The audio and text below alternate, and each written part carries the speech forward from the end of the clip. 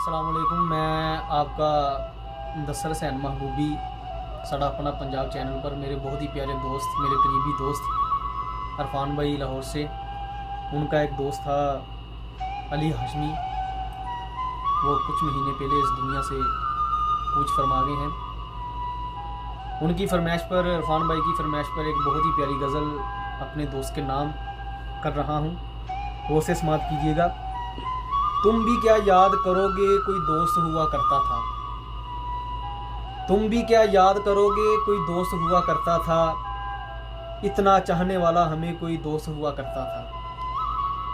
कितने हसीन दिन थे कितनी हसीन रातें, कितने हसीन दिन थे कितनी हसीन रातें, मुझे हंसाने वाला कोई दोस्त हुआ करता था।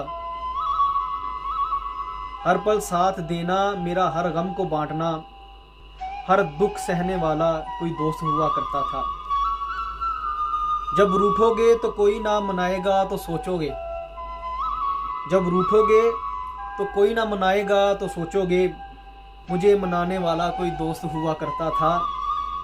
वो याद तो क्या करेगा अक्सर आलमे तन्हाई में अली हाशमी, वो याद तो क्या करेगा अक्सर आलमे तन्हाई में अली हाशमी, मुझे तंग करने वाला कोई दोस्त हुआ करता था, मुझे तंग करने वाला कोई दोस्त हुआ करता था।